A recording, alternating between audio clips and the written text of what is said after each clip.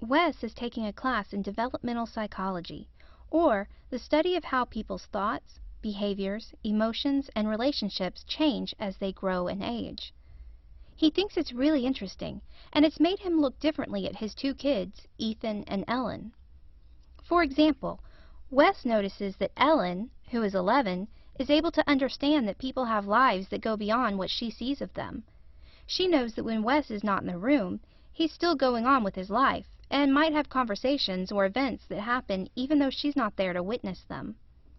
Ethan, though, is only 3 years old, and he doesn't get that when Wes is not there with him, things still happen to Wes. He knows that Wes exists when he's not with Ethan. It's not like Ethan thinks Wes just completely disappears when he's not around. But Ethan doesn't quite get that Wes has other relationships that don't involve Ethan. Developmental psychology, like other branches of psychology, looks at people's thoughts, feelings, behaviors, and relationships. But developmental psychology specifically involves studying the way that people grow and change throughout their lives. Let's look closer at 3 types of development commonly studied in psychology: cognitive, emotional, and social development. The other day, Wes and his kids were drawing pictures in their backyard. Wes pointed out 2 small sticks that were lying next to each other.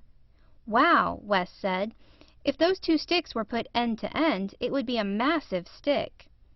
Ellen agreed and drew a picture of the stick. But Ethan couldn't quite understand what Wes and Ellen meant. He toddled over and put the 2 sticks end to end, and then he could see what they were talking about.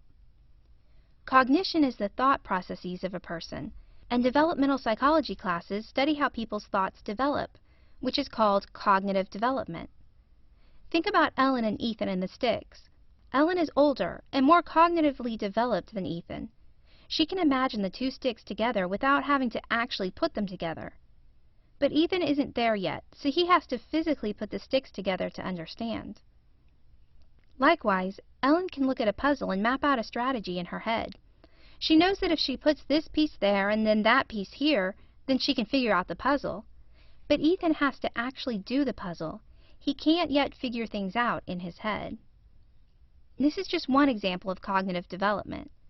Skills like problem solving, abstract thinking, and reading or math comprehension are all part of cognitive development. Notice that Ellen is 11 and Ethan is 3, so we would expect them to be at different cognitive levels. Cognitive development is affected by age, but it can also be affected by other things, including disabilities. Cognitive development is only one type of psychological development that occurs in humans.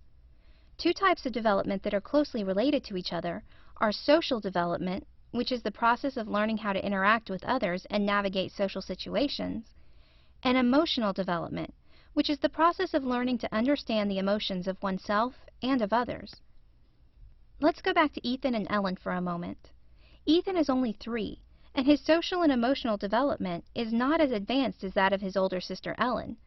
For example, Ethan does not understand the impact of his actions on other people, or that other people have feelings. When Ethan wants something, he might say or do something that could hurt another person. This isn't because he's a terrible person, it's because he doesn't quite understand that he can hurt another person. Ellen, on the other hand, understands that every person has feelings, and that her actions can affect other people. If she wants something, she might try to get it without hurting others. She could talk to the person and negotiate to get what she wants, or try to persuade the other person that they want to give it to her. Like cognitive development, both social and emotional development occurs naturally with age. They are also influenced by the environment and can be stunted by certain types of conditions or disabilities. Developmental psychology is the study of how people's thoughts, behaviors, feelings, and relationships change as they grow. 3 key areas of study for developmental psychology are cognitive development, which examines the way people's thinking develops, social development, which looks at how people interact with others and navigate social situations, and emotional development, which studies how people learn to understand emotions of themselves and of others. All 3 of these types of development can be influenced by age, environment, and disability.